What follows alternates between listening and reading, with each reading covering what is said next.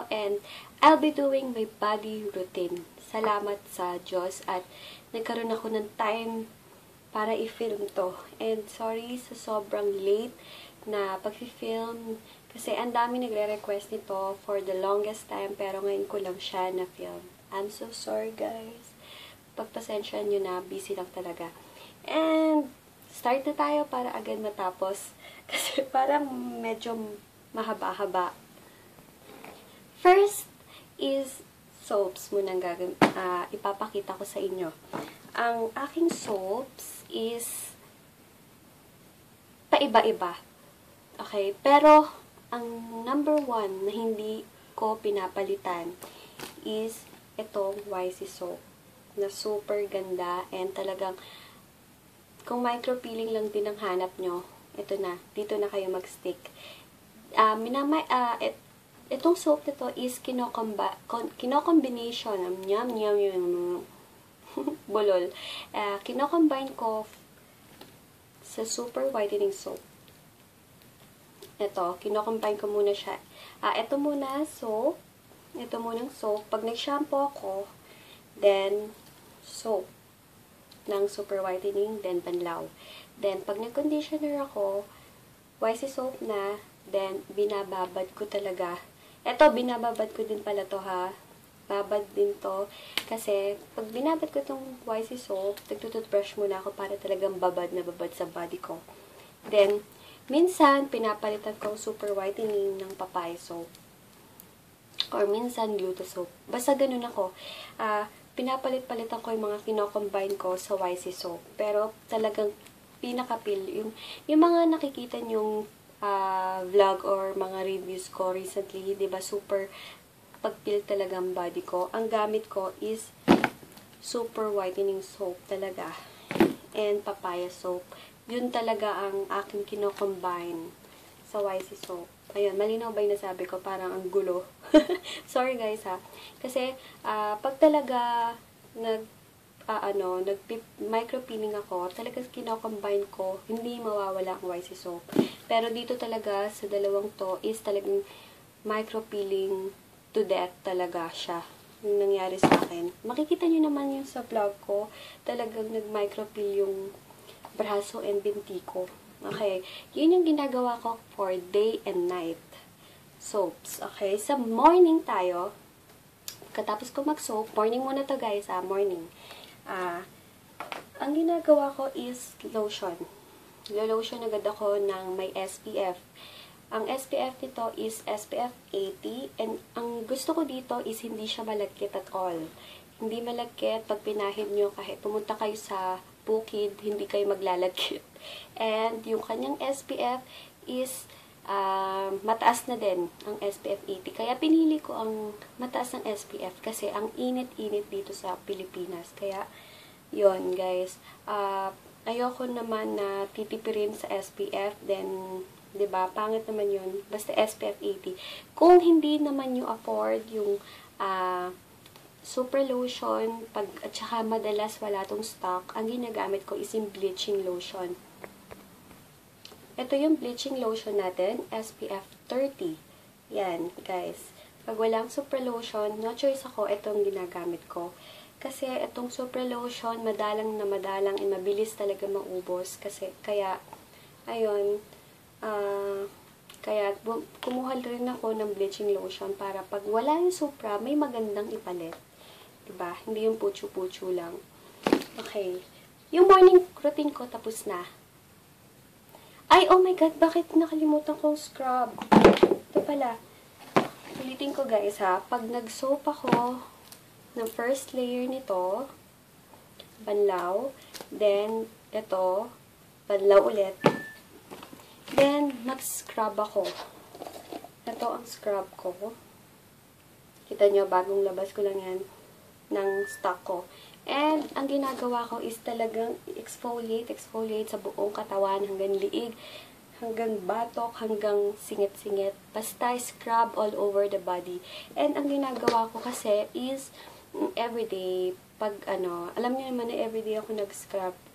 Pero, once na tinatamad, or walang time, may meeting, yon ini-skip ko kasi kahit naman hindi ako mag-scrub, nag-exfoliate ako sa mga soaps na gamit ko. FYI ha, mga sis, pili lang kayo ng dalawa. Hindi pwedeng magtatlo kasi super baka mag-peel na kayo ng ano. Minsan, YC papaya. Minsan, YC and super whitening gamit ko. Ayan. Then, scrub sa morning. Kalimutan ko yung scrub. Ano ba? Ang gamit kong scrub is yung YC Skincare Kojic Papaya Scrub with Bleach Gluta and Pure Vitamin C na siya. Ayun guys. Morning na ako. Ay, evening na ako. Evening, parang na. Sa sobrang dami kong ginagawa, talaga natataranta akong ipaliwanag sa inyo. Okay, evening, okay? Magsusoap ulit ako kung anong gamit ko, kung YC Papaya ba or YC Super Whitening. Then, after that, siguro ginagamit ko to 3 times a week. Nag-extreme whitening bleaching powder ako. Bago maghilamos pala, guys. Bago maghilamos to, ginagawa sa gabi. For night only to, mga sis, bawal tong gawin sa morning. Night lang siya. Okay?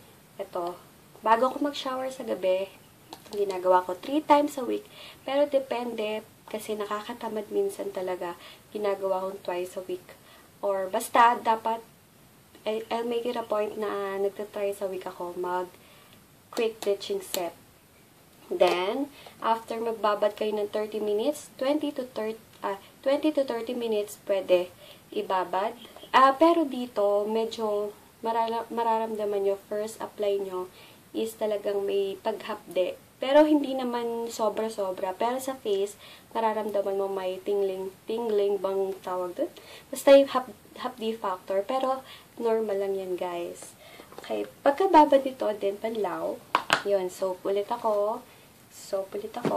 Then, pagka-shower, ang ginagawa ko is this one, body toner. Natawal nyo na yung body nyo, tuyo na yung body nyo, pagkatapos mag-shower, kumukuha ko ng cotton. Then, dati ginagawa ko, nag-spray muna ako lahat.